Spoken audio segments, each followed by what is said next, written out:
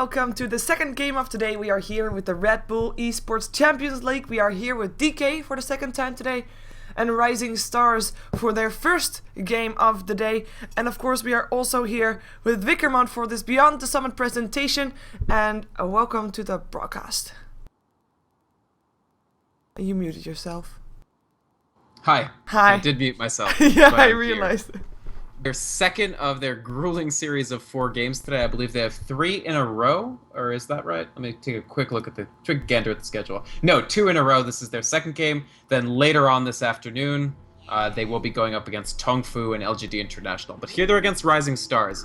I mentioned yesterday, Group B is very difficult, so it's the harder group to make it out because there's a fight for 5th, basically, between, I think, Rattlesnake, RisingStars, and LGD International, basically all competing for the 5th slot. RisingStars had a good start. They went 2-1 yesterday. They beat lgd.int, and we also talked yesterday about how they're one of the Chinese teams that most likes to utilize this IO, and they actually secure it as the first pick here. Yeah, it was quite a surprising though. I mean, do you think DK would have picked it up if it was still in the pool for the second one?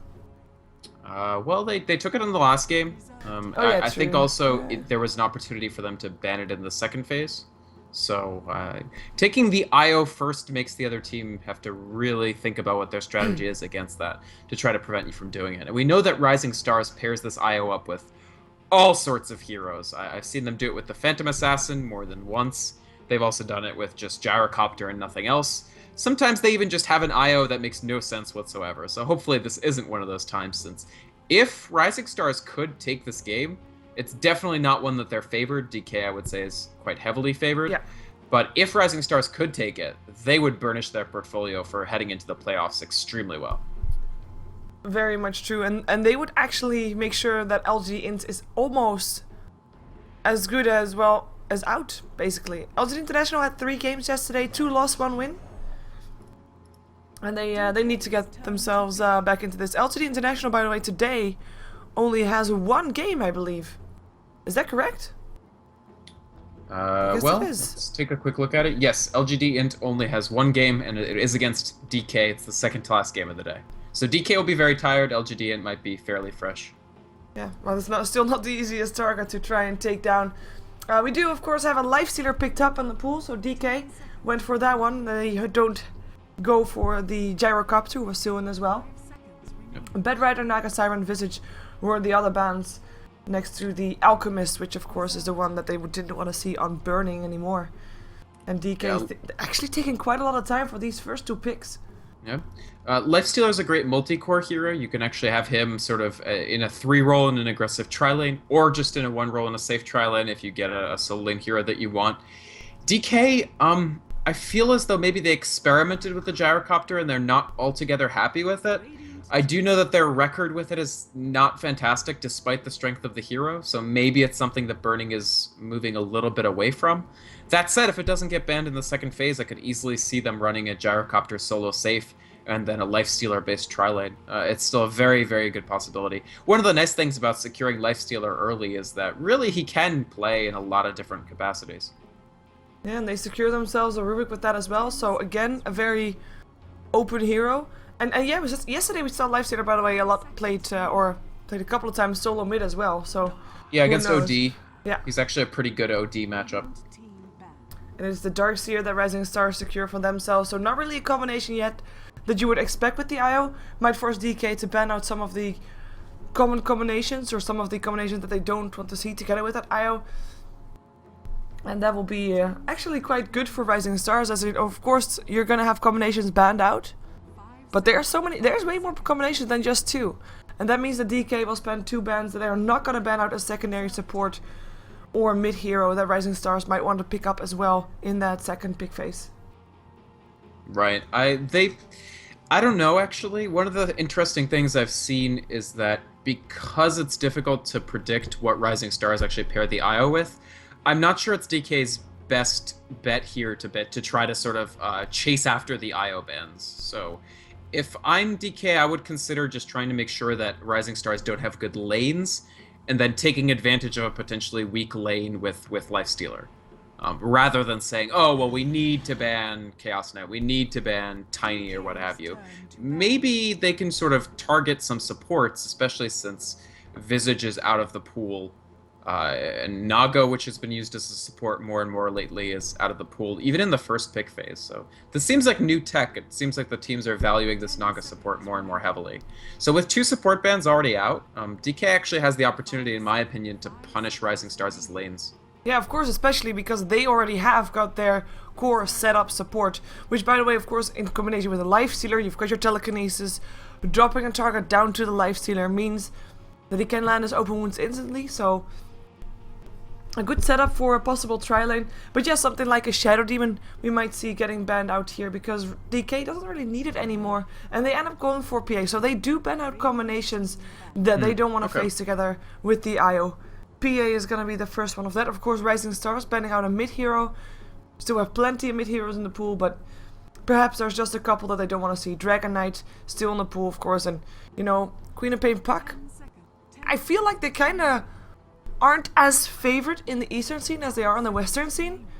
And I kind of find it a shame, because they make for such aggressive play. But maybe that's indeed the reason that they don't go for it.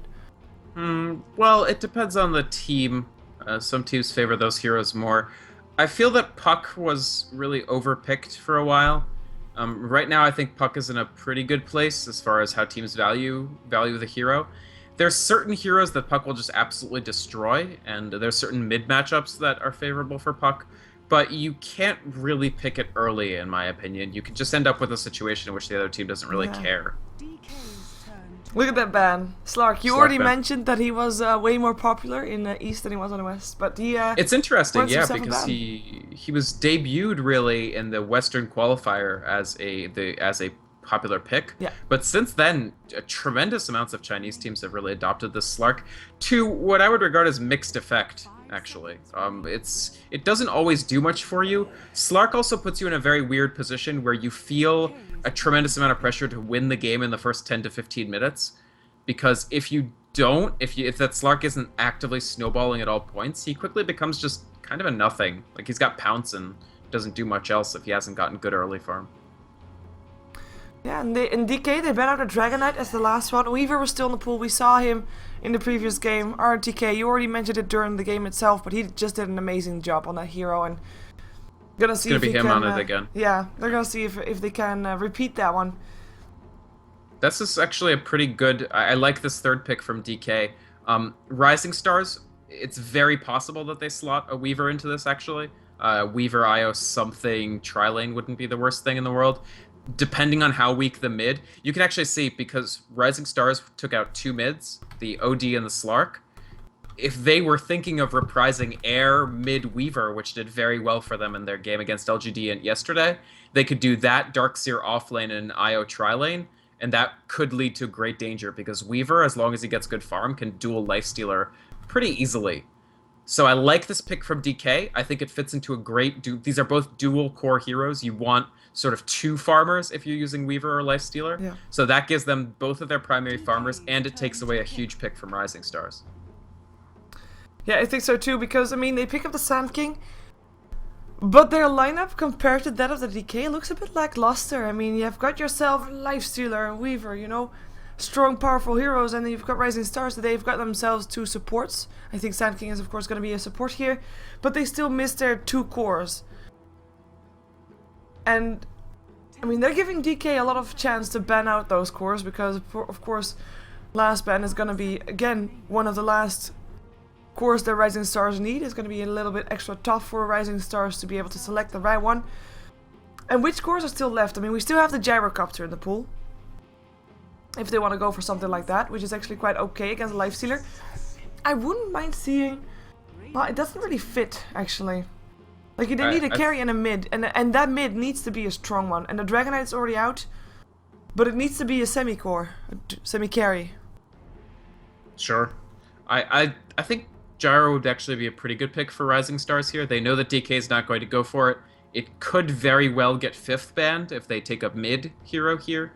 So I think it'll be pretty solid. The one issue I see with the gyrocopter is, let's say Io and gyrocopter are teleporting somewhere. Usually, if you hit that 6 in a timely fashion for Io to get relocate, you're gonna kill somebody with just the rocket barrage. And that's a strong mid indeed.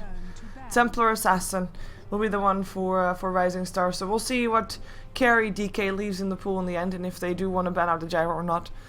It's really up to them. We have got a lot of carries in the pool, so it will really depend on which one they want to have. And Templar Assassin with IO is actually quite okay-ish. It's not really one of the best combinations that you can have, but the extra movement speed does make for Templar Assassin's chase potential to be definitely there. And that's true. And Templar Assassin does have Blink Dagger. If he decides to build it, that can close the gap quite a bit. But that's the thing. Yeah, I'm not surprised that DK choose to ban Gyro here. And in my opinion, well, we'll have to see what Rising Stars pick for 5th. If they wanted Gyrocopter, they made a mistake, because there was no way that it was getting through after they pick a mid. And there was also, the likelihood of TA being banned was very low. So if they wanted these two heroes, they could have taken Gyro 4th and easily picked up the TA 5th. That means that I have to assume that they already have a carry in mind that they knew wouldn't be banned 5th. And it'll be interesting to see what that carry is. Of course, Chaos Knight is still available. It would commit them to win the game, you know, before Lifestealer and Weaver can outcarry them. I mean, Lifestealer and Weaver both pretty good against TA in a heads-up fight, actually. The Weaver, if the bug is on TA, that's going to be chewing through refraction charges. Yeah. The Geminate will take 2, and Lifestealer, every single hit actually takes 2, because Feast is, I'm pretty sure, a separate damage instance. So TA might honestly struggle a bit. The advantage is the amazing burst. If he has a good laning, like if his lane goes very well, he's just going to tear through everybody on DK's team. Yeah, no pressure. And DK, no pressure. They haven't picked up their mid hero just yet. They have 3 seconds to left. Actually, is the Assassin going to be mid in this matchup? I think it is. Or like Shrek. It's been a while. It's actually not been that long ago. In Western Dota, that is. But we'll see what they end up going for. Rising Stars, their Gyrocopter got banned out, and they end up going with a Juggernaut. This is gonna be mid-game, or not at all.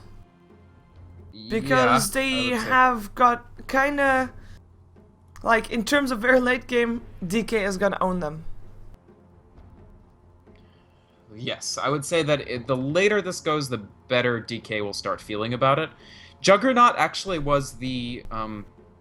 one of the OG IO pairs back when IO was being debuted as a tier 1 competitive pick. So IO, sorry, I should say in Dota 2. So in Dota 2, IO was first really seen at TI2 with that Tiny, the huge game with eHome Tiny where they caught up. But then it wasn't that frequently picked until Infused, or I think they were called Skana's Elite at the time, Wagamama's team, started running Juggernaut, IO, and sometimes Treant Protector extremely frequently. Yeah. Since then, Jug has always been like a tier 2 or tier 3 pick to go with the IO. But it's pretty strong, frankly. I mean, because of the extra movement speed, you can make sure that you get there. And once you're on top of somebody, Blade Fury is extremely strong in the early to mid game to deal damage. I'm just a little bit concerned that they still don't really have the ability to gank Burning or ROTK effectively if these guys just, as long as these guys have a good very early game. Yeah, unfortunately for me, I don't see that Chao 2G is actually carrying a sword. Do you see a sword? Oh, that's a bug since the tutorial patch. It's an issue with the cosmetics for Juggernaut. His sword is invisible. Oh, it's actually kind of funny, because it still makes sword noises, but he's basically just punching things. Cool. We'll see. And of course, yeah, with the Blade Fury there and the Tether, extra movement speed. We know that Juggernaut Venomancer is a combination that we often see in pubs. You kill someone, you chase him down, and because of the slow, you can get all your damage done. Same thing goes for the Tether, but then it's like... of course a bit different. Instead of making your opponent slower, you're making yourself faster. So very strong there. We will see Super playing the IO. Oh god, this is going to be so confusing. Yes, that's going to be a thing. I'm sorry. So IO is going to be Super. I think I'm just going to call the Supers by their hero names. That would be better. That's probably best. Yeah, Sao 2G will be playing the Juggernaut. Sand King played by XDD. In the mid lane it will be Air on the Templar Assassin, and on the top lane XTT playing the Darkseer. Yeah, for Rising Stars, I'm going to be looking very carefully at how well Air's laning phase goes, what his build out is going to be, whether he decides to go for Blink Dagger or a more pure damage focused build. and sort of how he's able to transition his early game into better control, keeping his team ahead later. So looking at DK, we are going to have ROTK on the Weaver in what looks to me like a solo off-lane capacity. And then that leaves QQQ on the Leshrac and MMY Die on the Rubik, supporting Burning as Lifestealer in the top. And then, of course, that leaves Super for DK, who we will call Nyx Assassin, because he's playing Nyx Assassin. Wow. Fun little trivia fact. I was trying to figure out what the heck Xiaotuji's name means, because I didn't recognize the Mandarin at all. It's actually the Chinese translation of the Pokemon Pidgey. It's the little pigeon Pokemon. That's what his name is. Oh, okay. Well, wouldn't be the first time that people name themselves after Pokemons. Not the first time, definitely. Yeah. Shoutouts to TL Bulba. Okay, so, oh yeah, and the last one, you want to call out the carry as well. The carry. The Burning. I will do it. He's playing the Lifestealer, guys. I think I called him. I think I had Burning. I don't think you did. Did you? Well, maybe not. Regardless, yes, he will be burning our souls as the Lifestealer. Yes. So DK, having RTK on the offlane, a bit of a different kind of role than he had previous game. There are no sentries though. RisingStars did not anticipate of having a Weaver there. They don't have any detection. They are able to harass him quite a bit here. Oh, actually, nah, he should be okay. But look at that harassment. If they had sentries, that would have been almost a kill. Imagine that. This is actually starting very, very badly for RisingStars just about everywhere. They didn't get the counter ward here. This is in a tricky spot, and they did do the 2 sentries to try to get most of the ward spots, but ROTK basically means that they won't be able to pull this lane. Io is a hero who really, really wants pulls early to get quick XP, so that's going to be a big stumbling block for RisingStars early here. Furthermore, take a look at this mid matchup. Nyx Assassin is kind of styling on Templar Assassin here. Whoa. And what he's doing is he's got the very early bottle. You can see that he was actually pooled the Tangos, and I think pooled a Salve as well. He's using this bottle to constantly mana burn her, and TA is weak on mana right now. In fact, the gank is coming in with the telekinesis. Yeah, let's see. Impale goes off as well. Here comes this player with no hope for him. Of course, Edict makes a good bit of that refraction real fast. But even if it wasn't there, I think that would have still been a very convincing gank coming off from DK. And that kind of brings me to another point. I mean, Templar Assassin is abandoned by her team in the mid lane. She doesn't have any wards coming from the top lane, which is of course the one way that you would expect supports to come from DK. And I mean, RTK in a ton of trouble bottom. Ooh, they probably Fury. maybe kill him. Yes. Yeah. That was very nice. And it's that extra movement speed really helping Xiaotuji get into position there to land the entirety of the Blade Fury on ROTK. So that's a nice kill, but I still feel as though this mid lane is an incredible issue for them. The fact is that TA is now so mana dependent that early mana burn set him tremendously behind simply because, you know, you can't spam out that refraction if you have no mana to do so. Yeah, and he's only got 6 last hits compared to Super's 15. And of course, Super having 9 denies is probably even more powerful than having the extra last hits. Just denying Templar Assassin that experience means that she can't really... Like, the faster she gets level 6, the faster she's gonna leave the lane and try to make something happen on the map. But denies, of course, make that quite delayed. She is able to harass Super a little bit as well, though, with her Psyblades, and she is... getting more levels in refraction might help a little bit as well, but Super indeed winning the lane and now also gets double damage runes, so will be even more strong. My ongoing concern here is just I feel as though MMY and QQQ can just get another smoke and come gank TA again, and I don't actually think RisingStars can do much to stop this. The IO, even if the IO comes in, I think TA might very well die before he can tether away.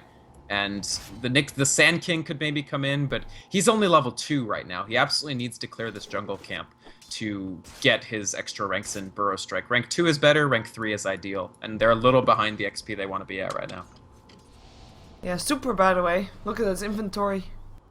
He is diehard support. He just doesn't have anything. No regen, no tangos, no branches. Here they go. Not even bothering to smoke this time. I don't think they need to. One telekinesis will catch him out. He doesn't have boots. And the supports do have boots. Nice, like that's nice. Center ward goes down actually. Oh, but they don't go on him anymore. Surprising. I really thought they had that. Well, he was fairly close to tower, and they would have had to layer on... honestly, the refraction came at a good time, and it was difficult for them to actually finish the kill off without potentially committing to fighting under tower for a while, at which point RisingStars can TP people over. I think that's a wise choice, frankly. Burning, though. Yeah. Very burning-ish approach here. Finishing off his Midas on Lifestealer. He's gotten essentially free farm. He's out-farming Xiaotuji, even with a few less denies. It's actually less important because Darkseer has spent less time in this lane, so it doesn't matter. Top lane, bottom lane rather, RTK, dead. Same thing happened again. The Burrow Strike was there, then they waited until he was visible again, and they were just able to pick him up. And they looked like they want to try to have a go at the tower as well. Of course, their own tier 1 tower on the off lane is already down. Did Burning get the last hit? Yes, he did. Yes, he so did. That's very nice to get his farm ahead. That Midas, I mean, you mentioned, Shiver, that RisingStars have to win mid-game or not at all. DK wants to make that mid-game short. Yeah, look at this. In comes Super, pops a haste rune, going for XDD. They will be able to get him down. No Vendetta being used though, quite surprising. That Super's Nyx assassin. He just thought, you know. I think he could have picked up maybe the IO as well, but might be wrong. It would have been fairly difficult to kill IO. The thing about Vendetta rank 1 is that it's actually got a fairly generous cooldown. Yeah, he's just going to use it now for the TA. Yeah, going on air. Vendetta hit not used, not... They can still kill him. Working, yeah. Let's run. There's no mana. And 3 stick charge is not enough for another refraction. That's going to be a kill. Go on the way of DK again. It's 3-2. With the 2 kills on RisingStar both being on the Weaver. DK is getting ahead. And of course, a Hand of Midas compared to Hero without a Hand of Midas is always going to get ahead on farm regardless. Right, and Lifestealer... Juggernaut scales better than he's sometimes given credit for. He's got a pretty good crit, but Lifestealer is just going to be an enormous factor this game, because not only is there not much that RisingStars have been able to do up until now to deal with him, I'm not sure there ever will be all that much that they can do to deal with him. It relies once again on air, and air has been handled this game in the mid by DK. Yeah, handled quite definitely, I'd say. Super, he has got a refraction, or sorry, refraction, I mean Vendetta up again in a couple of seconds. Does have mana boost, but doesn't have any mana, so I would like to see him get even more aggressive than he already is. But doesn't have the mana at the moment. Oh.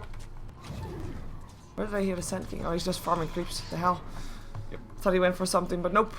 He needs 5, so I can't fault him for this, actually. They have to be getting levels for Sand King and IO.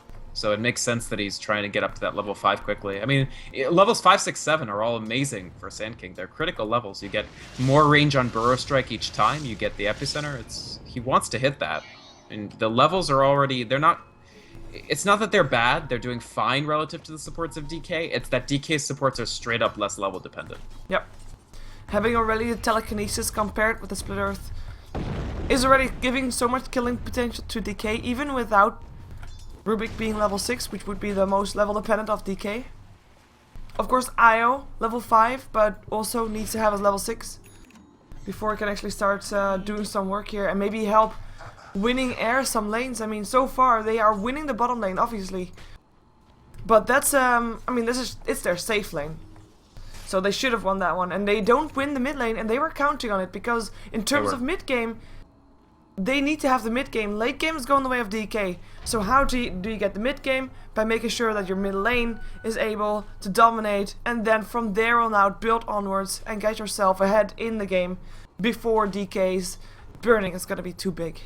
Sure. I mean, they're doing a good job of keeping XDD closer to the lane. If he's farming the easy camp or even the hard camp, it's a hop, skip, and a jump away to the mid lane to maybe get a big Burrow Strike and save air, or even turn a fight around. But they still don't have a solution for burning right now. If you look at the GPM and just how much faster burning is farming than Xiaotuji is. Not that Xiaotuji is farming poorly. I mean, he's 46 for 26, which actually his farm has stagnated quite a bit because they keep going in on ROTK and pushing the lane up, and his supports aren't here to pull the lane back at all. So actually his farm is stagnated, it's not fantastic, and Burnings has just continued to excel. No surprise for Burning, of course, but now, I mean, he's at 7.5 creep hits, last hits per minute. That's quite strong. Yeah, and the thing is, even without a Hand of Midas, RisingStars They started this game thinking, you know what? We are gonna go having a tri-lane bottom, and we're gonna win that lane. We're gonna have a Templar Assassin who's gonna be in the mid, and we're gonna win that lane. And we are gonna get ahead faster than, or fast enough to be able to deal with Burning. So we are okay with letting Burning, one of the top farmers in all of Dota 2, or Dota in general, Up. just by himself. Let's see if they can get something Exactly. going here, though. Nope, they can't. XTD goes down. The tether was there to attempt to save him, but no such luck. TA comes in, as is Sautuji, looking for a pickup. MMY trying to run. He does have boots, but not fast enough. And that's gonna be XTT trying to get himself out. The Surge already on cooldown. There goes the open wound. So that's gonna be a kill for Burning, leaving his lane to get some kills. And that's gonna be putting DK even further ahead. Just by, I mean, okay, they lose their Rubik, but they get a kill upon Burning. Like, RisingStars, they have this window of opportunity and it's closing soon. Yes, I think it's RisingStars find themselves in a very difficult position of knowing, I mean, they know full well that their Templar Assassin and Juggernaut haven't had as successful an early time as they want. They did get 2 kills on ROTK. Both of them were for Xiao Tuji, but he's only level 8. He's not, he's only 1 level behind where Super and Burning are, so it's not like he's doing poorly, but he needs to be farther ahead, I feel. And Air has just really struggled. I mean, that relocate accomplished, I would say, almost less than nothing. They almost took more damage in the relocate process than they did actually deal the damage. It was a free TP for Air. Sure, yeah. 135 gold saved. Yep. Well, that's something. And we have MMY as well as QQ trying to take some extra levels. I mean, you do want to have that level 6 up on Rubik, of course. Up, Lifestealer in Nyx. They're gonna kill Jug. Yeah, that's gonna be Sautuchi. The most important hero on the side of RisingStars at the moment goes down. The most farmed hero. They pick him off. An RTK around there to take an assist for that as well. I mean, of course he struggled, but he is still a Weaver that is still as elusive as a Weaver can be. And I mean, he's getting tower gold from the tower that went down on the top lane earlier. He's gonna get it from the tower that's gonna go down here as well. And unless they're gonna get a deny-in, actually, which could be happening. Yeah, I would say ROTK having an okay game. Basically, you would probably expect to die at least once against that lane, even with the successful ward block. And he's gotten levels. So Weaver is level 8 right now. Oh, wow. Nice deny. Yeah, for a second there I thought he couldn't get it anymore. But Super gets the deny. Burning and RTK, they're not gonna go in though. Open wounds are still there, but might be too bit of a dive. And they don't see everybody of RisingStars, of course. Sautuji was not visible on the map, as well as the Sand King. Yep. Meanwhile, all this action in the bottom lane, first of all, ROTK and Burning, because, again, RisingStars have difficulty actually killing these 2 heroes, they know that they sort of don't need Rubik there. And MMY, this is one thing that DK, I think, is usually fairly smart about. Like, MMY, because he knows he's not needed in that bottom lane, he just gets some free XP by standing on the high ground here, and he's unpunishable because he knows that relocate was down. So, overall, that gets Rubik to that level 6, and he doesn't need to level again this game. Honestly, he basically has all the levels he needs. He would like additional levels, and obviously TA is going to get very scary later, but he's happy with his progress. My camera was stuck there for a moment. Sorry, people. But yeah, I mean, and he's still trapped, so it's going to be a very nice control thing to have happen. I mean, Weaver, you're already a fast hero to begin with. You've got a Lifestealer who has got a Rage, so extra speed, and slowing everybody of RisingStars down means then so much more. And of course, you kind of negate the tether extra movement speed. That was a 6 stolen TA trap play, actually. Yep. 4-man slow. They didn't take advantage of it, unfortunately. They didn't bring... I thought that they'd just bring Burning in on top of that immediately, but... Yeah, DK though, like normally I would expect them to sit in their lanes and farm up a little bit more, but they are coming to the mid lane here as well. And they're sitting with 4 in the mid lane, not really accomplishing that much apart from, of course, having control over the map. Oh. Yeah, I think DK would love to take the tier 1 mid, maybe. But they... Super's gonna go fishing again. There's actually nobody in the Radiant jungle right now, and they do have a ward of it. So maybe he's just going to... Yeah, he takes a turn west. I'm not sure who will catch out here, but it is level... Is it level 2 Vendetta? No, it's actually only level 1. Huh. Super stopped leveling completely. But maybe they get air. I don't know. Nope. Yeah, he runs out. He really needs to be level 11, Nyx Assassin. He doesn't need to be just yet. Like, keep in mind this is only 15 minutes into the game. But I would like them to find a little more XP for Nyx Assassin, since that level 2 Vendetta is just, I don't know, it's way better. Yep, and perhaps he, at least for the moment until he has that, he will get a Blink Dagger. And that will, of course, not really allow him to go for his Vendetta hit. But if he blinks in and infests out, the target is probably dead anyway. Yep. And the one thing, I think RisingStars have been given some space, a little bit of a reprieve. DK isn't pressuring them that heavily. Burning's TP to mid, I think as you highlighted, really didn't accomplish very much other than have him not farm as much for that period. Xiao2Ji a little bit of room to get himself back in. He has phase drums. Like, keep in mind, despite the enormous difference in net worth between Lifestealer and Juggernaut, all that translates into so far is, you know, a Helm of Iron Will. So that's the Midas for you, those minutes in which the Midas is paying for itself. You look like you're farming like crazy, but it doesn't really translate into that much of an item advantage. So the Juggernaut is still, I think, competently keeping up so far. Yeah, do you think that, like, there's of course a relocate. We saw one, it was kind of a failure. And we know that RisingStars have got this mid lane going, or mid game going with their lineup. And we are in the mid game, kind of, laning phase over, blah.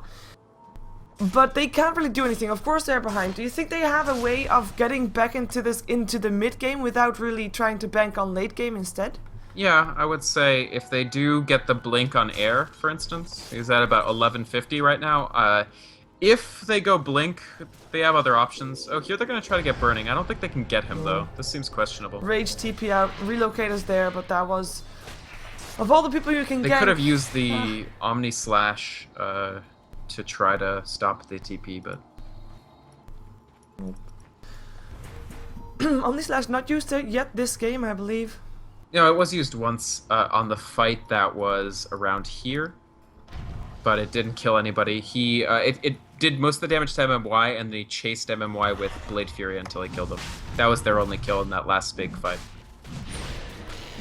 And I would like to see some more wards coming up from RisingStars. Weaver Medallion. Love this build!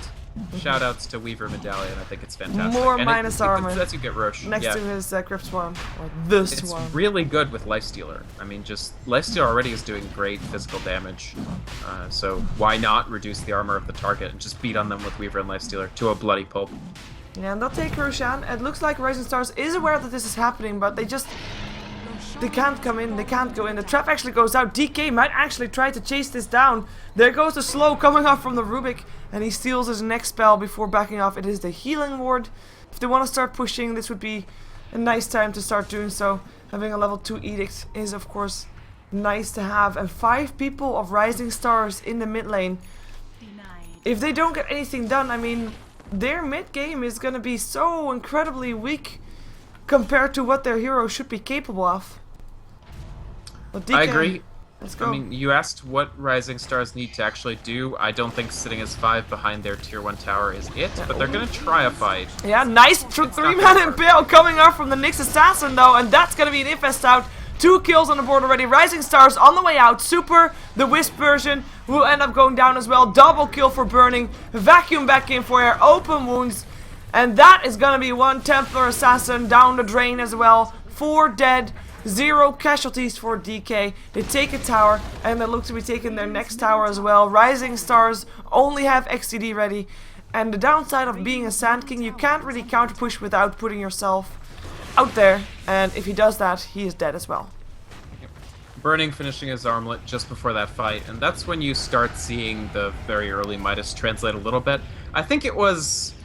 you have to admire the gumption from RisingStars, but there was almost no way, even with... DK's execution in that fight was very good, but even with slightly worse execution, they would have cruised to a victory in that team fight. The wall and the vac into it from Darkseer wasn't ideal. I think he only generated a burning illusion. Yeah. That's good, but you want more than that if you're going to try to mount a successful defense there. Yeah, I was kind of surprised that they wanted to fight anyway. Of course, DK, they just took down Roshan, so they have got an Aegis. They are ahead, and I think RisingStars is very well aware of that. And in terms of team fight potential, Rising Stars don't really have that one hero that can really win a teamfight at this point. Yes, Darkseer is a strong teamfight hero, but the later the game goes, the stronger he gets because he gets stronger illusions, and it's just not at that point just yet. We're gonna see Burning going on super, can't relocate out in time. Wind up going down, another brilliant stun coming off here. XDD, this time he will go down. QQQ gets a vacuum, the mechanism keeps DK up brilliantly though, and Air, he is the one that will get picked up again. Double kill for Burning. This is just all 5, all mid, and DK is wiping the floor with Rising Stars. XTT, whoa, fleeing the wrong way, guy, but goes down before he can make it anywhere anyways. And I mean, they already took down a tier 2, DK. Should they go for high ground right now? I actually think maybe they might be able to. Right? Yeah, they do. And they have Blink on Nyx Assassin plus 2k. Yeah. I think they absolutely can high ground. When Rising Stars start to clump up around their tier 3, just jump the Nyx in and do that everybody's favorite double Ravage. Impale them, Spike Carapace them, and then follow that up. The same thing that let them get the tier 1 mid, in my opinion, with a little bit of adjustment, can get them the racks if they want them. How much time do they have on this Aegis? They still have 2 minutes and change, so I don't know. I think they could do it. Yeah, they're backing off, or at least Burning is. Might be looking to pick something off the Courier. Actually, the Courier just... Yeah, he has his Basher. Courier, come back. Courier. No? He doesn't want his Basher Yeah, he doesn't want his Basher. He doesn't care. I mean, maybe he's gonna wait for the Aegis to expire. Well, no, that's no problem. That's his Basher dead. Juggernaut was farming in the dire jungle. Sartuji. That's a nice Courier pickup. Yeah. You get a Skull Basher out of it? Fantastic. That is really nice. Yes. Look at the... I mean, the net worth difference between Lifestealer and Juggernaut is crushing, but then subtract the Basher cost. Uh-oh. They get caught... Why are they on the low ground? Oh, they're okay. Nice, quick thinking from Rising Stars in response there to get out. Yeah, let's see. Looks like Rising Stars, they want to go for this. Already have MOI, Blade Fury away. Well, that's one way of dealing with the Juggernaut. Open wounds, Air gets a split earth. That's gonna be his edict already picked up as well. And the relocate keeps Io safe and his target as well. XTT surging himself towards his base. There's still Omni Slash for what it's worth. Yeah, well, he's gonna use it to try and get himself out. Io will be back here as well, trying to help out. XCD, nice burrow strike. And QQQ will end up going down. Super as well. Triple kill for Sartuji. Maybe they can get some more. XTD gets surged away. Open wounds. Not doing enough. Nice burrow strike again, and they get Burning. And of course he had an Aegis, so he will be back in just a moment. RTK time lapses himself away. In comes Burning. He rages. He runs. RTK, I don't think he wants to run, but he has to. Burrow strike. Burning. That's going to be an epicenter helping out as well. They can take him down, but in comes MMY. He's gonna try to help out. Should be able to do that. And in comes also Super with a nice impale. XCD running away. Comes back in for burrow strike up onto Air. Run for your life. Right now, DK is looking to take it back, looking to turn and burn. And they will be able to get Air, actually. That's going to be overextension. He was the last one that stuck around for just a little bit too long. The rest of Rising Stars able to get themselves out. I think they won a great fight, but went on too long. No. They're gonna lose Darkseer, maybe? Oh, where's the lift? He has a... There's the lift. No, he does not. No mana. Yeah, no mana. No surge anymore. That's a pickup. Like, Rising Stars was winning that fight. They were. They had a triple kill inside 2G, but then they ended up chasing. They got Burning, almost. Yeah. But they were so happy with the first fight going their way that they went too far in on it. That was actually really... a somewhat sloppy fight from DK, but honestly, you can't really put that on DK. In my opinion, that was an excellent fight coming out of Rising Stars, especially the coordination between XDD and Super on the IO and XTT there. That was really good, and XTT is the newest member of this team. He hasn't been on it for that long. So that was really good team coordination, sort of a glimpse of a better game. Or a glimpse of a game in which Rising Stars didn't struggle so much in lane phase. Yeah, a glimpse of why they're here to begin with. Or exactly. Is that too mean? Maybe not. Oh. Air. Got out of position. Edict. Yeah, there's no way he's gonna get out of that one. They end up getting the kill with the Infest, which is a neat trick to ensure that Lifestealer is able to find the last hit. Yeah. And by the way, Burning is 6-0 to 6. And he has been sitting farming on the top lane for a while, but he still has a quite high involvement rate. He's been in 12 out of the 17 kills. And just overall is having a really great game. I mean, of course we know that his Hand of Might has really helped him getting his gold up. But it's still pretty nice to see that he is getting not just ahead, but far ahead. Of course, nice to see if you're a DK fan. I think if you're a RisingStars fan, you're going to be a little less happy about it. Sure. Yeah, Burning definitely having a commanding carry performance. Got that free farm early. He was farming extremely well in the first 10 minutes. Added the Midas onto it as well. Gets the tower deny. Pretty much the complete packages. He also ends up 6-0-6. It wasn't like he was just farming and not coming over at all. He had one good rotation that got him a couple of kills early, and then another slightly less successful rotation later. But overall, just a fantastic game. Will they get 2 denies? I think they probably will. They already got 2 denies. They got the top and the bottom. We are going to see Wisp going down. Mechanism keeps him up for a little while longer. Might be enough, actually. Looks to be enough. He's got the basher. But this is the 3rd deny. This is all tier 1 towers of RisingStars denied. And that's a pretty big thing. If you're RisingStars, those towers are your way of getting back into this game, your way of still getting some gold. Nice Burrow Strike, Epicenter comes in as well, but gets interrupted before he finishes casting. MMY will end up going down as well, though. That's at least something that RisingStars gets out of it, but they are the ones to have to run away from this one. In comes the Nyx Assassin with an Impale. Tether is going to be there, though, and Super ends up the one to have to run. Air, trouble. Stuck around, pops around. The refraction will be able to die. Never mind. That's 4 dead. That's 5 dead. That's a team wipe. That's nobody of DK dying apart from MMY. But he came back. I think he actually bought back. Yes, he did. But yeah, Rubik bought back for that fight. He has a ton of gold. Pretty close to a Blink Dagger before the buyback, but the buyback is a better use of the same money. I mean, Burning's too big, and RisingStars, particularly Templar Assassin, are too small. I don't think that their early execution was actually all that poor there. It was a pretty good vac wall. Just imagine if TA has like a damage item right now, and how much... Well, she has the Desolator, right? Or no? Does not have the Desolator? No, the Desolator is up on the Weaver. Imagining things? Oh, RTK built the Desolator, yes. Of course. Great item, by the way. I love this Medallion Desolator approach to the hero. Imagine if TA had that. Like, how much they could do with vacuum into Burrow Strike, maybe an Epicenter with the TA. But due to the fact that they had such a difficult early game and the fact that they didn't find the farm, there's essentially just no way that they actually stop Burning. Maybe they get some of the ancillary kills, but he will mop up. Yeah, and just a quick rundown over the graphs. I haven't done that yet, but I think it's no surprise. The DK is ahead. They are 20k gold ahead, 20k experience ahead, waiting for the next Roshan. We'll take it, and we'll probably go with it bottom to see if they can take the tier 2 tower that's still standing there. And Abyssal picked up by Burning because he can. 808. Ooh, in comes RisingStars, though. They have smoked up. They're looking for a pickup. Or XTT. Can he get a good wall? If here's a vacuum, that's there, but there's no good wall. He gets impaled. That's gonna be Aegis going down. And I think RisingStars, I think you need to run. Vacuum got stolen by the Rubik, and that's gonna be already 1 down instead of RisingStars. That's 2 down. That's 3 down. This just is disastrous. Rubik is still on the backside, is getting picked up. Super will relocate out. By the way, Rubik going down. That was the Omni Slash from the Juggernaut that made that happen. And he is gonna Blade Fury and TP out, but I mean, this is still gonna be 4 down. Nice impale, Super. Awesome. Well. He just wanted to let his friend go because they have the same name, so he's like, "Don't kill Super." But I mean, I don't know. There's not that much you can say about this game at this point because the odds of RisingStars taking it out here are just extremely slim. Because what do you do to kill Lifestealer?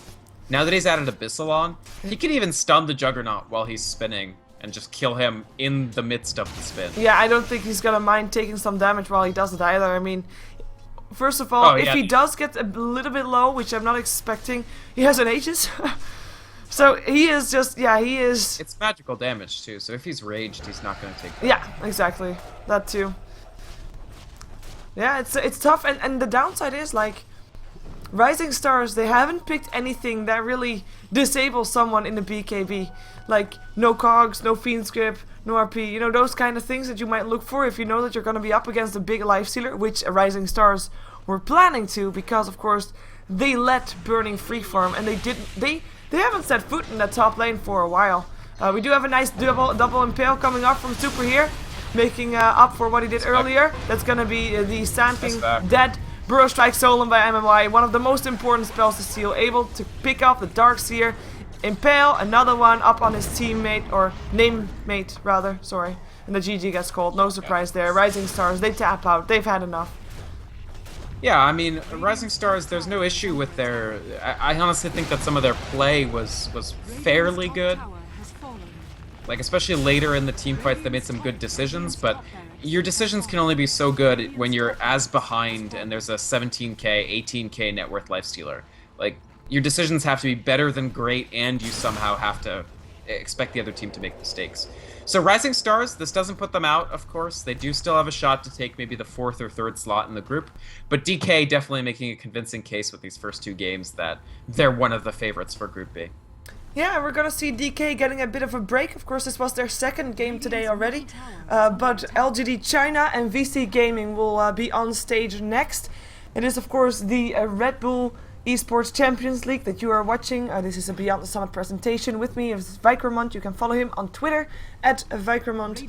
You can follow me on Twitter as well as at Shiver Gaming. Of course, I am Shiver, and we will have ourselves a next game whenever people disconnect or something, hopefully soon. But we'll have ourselves the next game. Of course, there is a bit of downtime in between the games to just have the players switch the PCs around, though I am happy to note that if you weren't here for the previous game, the breaks in between games seem a little bit shorter than yesterday.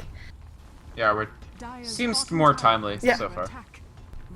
Yes, and for people that are sad that they maybe missed DK Tongfu, you haven't missed it. DK Tongfu actually got moved back a bit because Tongfu, of course, was a team that played yesterday at 3 AM their time, and they didn't find it fair to have Tongfu then also play the first game of today as well. So, you know, offering a little bit of extra space to rest for Tongfu before they start fighting again. Their first game is gonna be up against DK, which is the 3rd last game of today. And then they have the last game of today as well, by the way. Again. This is taking a long time. Why doesn't XDD For what, disconnect? the end of the game? Yes. Oh, there we go. He disconnects. Well, what they should do, I'm just not sure that they know the referee command to auto-end the game. So that's maybe something that we could share with them, if I remembered, which I don't. I don't. It's either. Dota_ref something, but I don't know. Radiant victory. Dire wins. Oh, yeah, it's Dota_ref_winner Dire. Hey, I do remember it. Awesome. Go me. But we do have everybody disconnecting, and the creeps are doing the job of DK for them. We're taking down the throne. There we go. And congrats to Number Guy for winning the prize and sticking around until the creeps took down the throne. Always sit around and wait for that to happen. Oh well. Well, I'm gonna find some more tea to fix my voice. And we are gonna have the next game coming up soon. Again, RedBull Esports Champions League. Stick around.